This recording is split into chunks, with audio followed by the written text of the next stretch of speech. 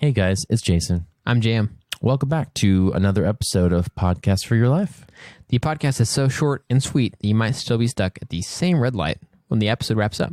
That stinks. I really hope not. Yeah, that's actually true. That'd be a horrible red light. That's a long red light. That's like 15 minutes is a long time to be at the same red light. Maybe traffic. Yeah. I guess you could be still in the same traffic jam. They both stink. Yeah. We feel for you. Hang in there. No road rage. What are we talking about today, Jason? While you're at that red light, you can maybe write in your journal with your hand. Because we're going to be talking about handwriting. Oh, nice. Handwriting. This topic was inspired by a suggestion from another podcaster that we've been introduced to through the podcast verse. The podcast is called That's What She Said. And she says things, and she suggested cursive. So we're going to do handwriting, which is pretty similar. Yeah, exactly. Handwriting, what is it? It's the way that we write with our hands. It's like making squiggly lines on a piece of paper. Yeah. With one of your extremities. Visual language by hand. That's true, because I guess drawing is different. Yeah, it's different. Mm-hmm. Doodling. And we like tiptoed almost a little bit into this when we talked about fonts for your life. Mm-hmm. We talked about how like all the letters are based off of an original version of letters that are written. And so now we're talking about that half of it. It's like we had to find ways to make symbols with our fingers. Like first probably like in the dirt or something, and then started chiseling them into caves or whatever. And that's true. You know, it's like we had to start somewhere. I think where we started was hieroglyphs. Yeah? Yeah. It's kind of crazy how we had such a complicated word for our earliest handwriting stuff. I'm just kidding. Can you imagine cave people or like Neanderthals like saying the word hieroglyph? Yeah. I got a really passive-aggressive hieroglyph from my friend. I wonder if they had like hieroglyphs. Oh, there we go.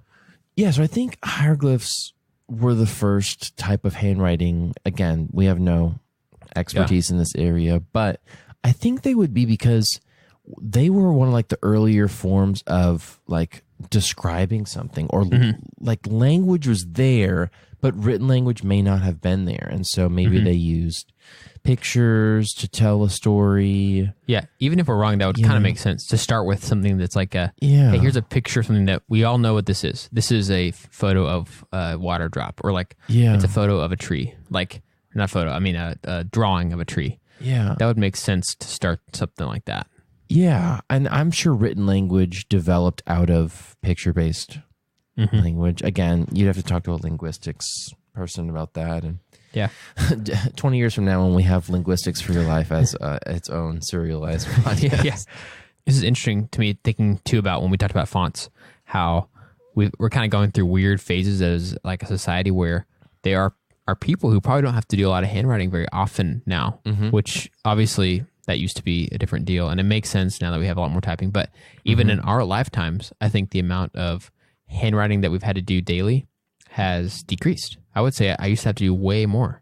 Yeah, one of the things that was debated in when I was going through college was the handwritten notes versus notes on your computer. Oh yeah, and I would have several professors who were like, research shows that if you take notes with your hand, you actually comprehend things a lot more. And that might be still true. Yeah. But I started noticing over the years to today where I can take notes via hand. But I think I'm so used to typing with my thumbs on my phone or with my fingers on a keyboard with my laptop faster than handwriting that I find myself trying to write as fast as my brain is thinking, like what I would be typing, but it's like not there. Like the speed is not there with when I'm writing something. So that's why I started noticing like, okay, maybe I'm not retaining this as fast, but I can take more notes by typing them out or something. Yeah. And so, I think we're kind of in that era where, handwriting is still prevalent, but, we're getting a lot of like note taking or whatever using keyboards and stuff. So typing. Yeah. I think one thing that you and I've had a lot of experience with in the past few years is the fact that there's a lot less like common use of handwriting in handwritten notes and stuff like that kind of makes handwritten notes cooler in a way because they now feel more special. Yeah, than the they used card to. in the mail. Yeah. And so Jason and I have done like a lot of different thank you notes for different reasons with our work. And so it's kind of interesting because now they have a little bit more value than they used to. I mean, it used to be much more common to get a thank you note, and it was still a thing that people really liked getting and doing. Sure. Still do. Yeah. But now it's even more special, I would say, because of how it'd be a lot more common to get a text message from them to be like, hey, thanks again for helping me out with that thing. Instead of like, if I sent you a thank you note and it's like, hey, just want to say thanks so much, blah, blah, blah. Yeah. It's just like so much more time and effort. Yeah. Which used to be the only way you could do it. So yeah, it's kind of interesting. It's like there was a person who wrote this and like this is their handwriting. So it's like your handwriting's attached to an individual versus, oh, anybody could have typed that. Or that type doesn't remind me of a specific person. It just reminds me of the font on my phone or something. So yeah, I think. And that also goes back to mail for your life when we talked about how much junk mail we get. Yeah. And how a nice letter from a real person stands out. Yeah. Yeah. These are all kind of linking together. So let's talk about cursive for a second because that was what the initial suggestion was. Yeah. What's been your experience with cursive in your life? Yeah. Well, penmanship was pushed and prioritized growing up in elementary school. Yeah. I went to a private school that the second grade teacher was really passionate about cursive writing. Oh, really? Yep. Yeah. So this would have been 99, early 2000 when I was in second grade. And she was really passionate about cursive writing.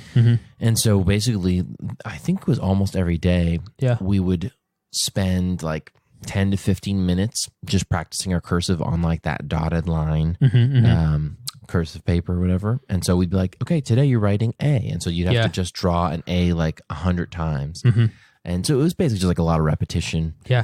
Learning how to do the cursive letters and then cursive words and combinations and stuff. And so I think my cursive is still pretty good if I take the time to do that.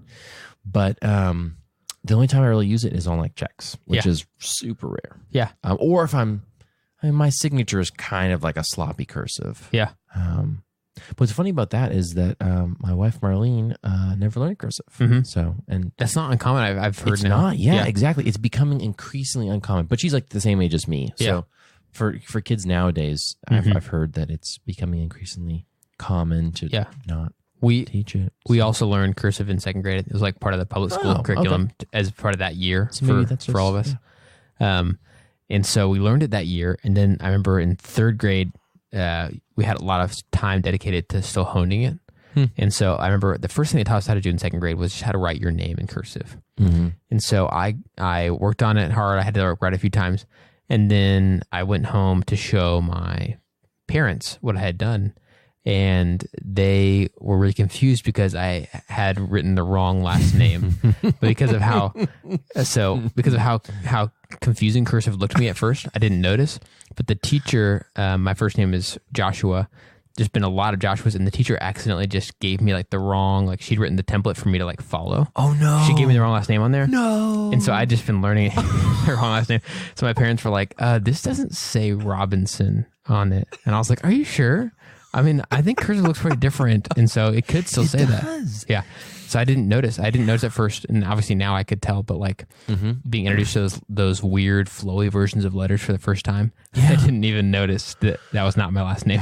And that's the thing is that I wonder if kids nowadays, if you didn't learn cursive, I wonder if you have trouble reading it because I've heard that is a little bit of a different language, like the R, looks a lot like the N, and it's like, is that S's, an N or S's, B's, and Z's are pretty different. There's a few of those that are look almost unrecognizable. So I wonder if, so it is kind of cool to be like, oh, I can read cursive or I can write cursive, and it's like a secret language, but not really. So yeah. I don't know. And also I think so then third grade we had to learn it better and like do a lot more assignments regarding handwriting and cursive. And I was really, really bad at those. And even though I liked drawing, which was fun, I was somehow horrible or just couldn't be moved to really care about like having good handwriting. and that's still how I am. So it's kind of a like I think I missed my chance to like really care about it. Yeah, like the penmanship side of things. Yeah, so now my cursive, like I still remember how to do it, but basically I developed a way of doing cursive that kind of got me by, which is just that I write fast and not very carefully, and it looks a lot like cursive. So Chicken scratch. yeah. Yeah, I think you write nowadays like your normal handwriting is like all caps. Yeah, if I write like an address or something like that, I do that. But if I'm writing notes or anything like that, it's always like my faux cursive. But Nice. yeah, I do often go toward the all caps thing because then that way I can ensure that it'll be more readable Yep. if I'm doing any sort of print, writing in print.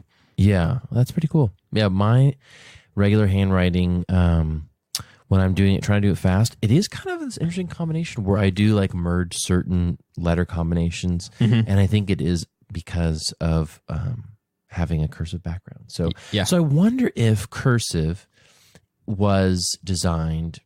I'm just going to say for English speakers because I can't speak to other different languages, and like for example, like Russian. You know, like if you write in Russian, do they have a cursive Russian? You know, do they have a cursive Portuguese? That's a great question. I would guess that there isn't, but there are different things that are like it. Different ways of writing it or styles or something like that. Or like cursive Japanese, you know? Like I've just never seen it. So if it's out there, please tag us and let us know that it exists, because that would blow my mind for sure.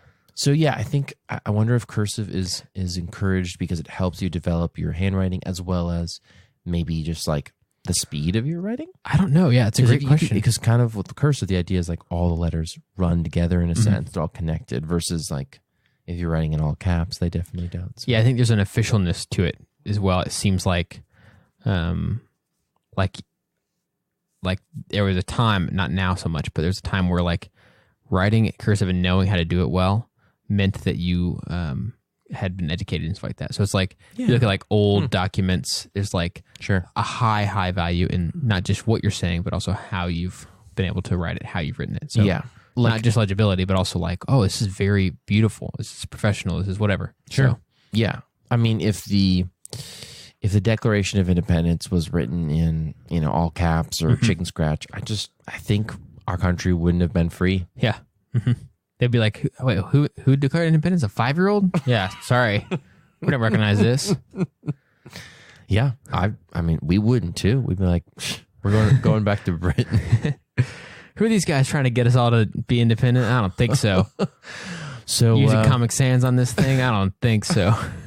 Yeah, I don't know what Comic Sans was invented yet. But I guess the verdict with handwriting and penmanship and cursive and all that stuff, I think it comes down to we have it to thank for our freedom. I also like how you can recognize people's handwriting. It's kind of a cool extra layer. Like I like when I see something written by somebody and I recognize like, oh, hey, Jason wrote this sticky note. Or like, oh, my wife wrote this little like, that's thing. Serial killer. This is his handwriting. Yeah. That's why, that's why so many serial killers use the like magazine letters because handwriting is identifiable. Yeah. So I mean, who knows if they really do that for that's just like in the movies or something. But yeah. Man, that's great. Well, this has been a really good conversation. Yeah. I'm really grateful for this topic suggestion. So thanks, friend. Yeah. Thank you. Well, that basically wraps it all up. So Curtis, would you like to take it from here? Of course. Thank you guys for listening. Have a great weekend.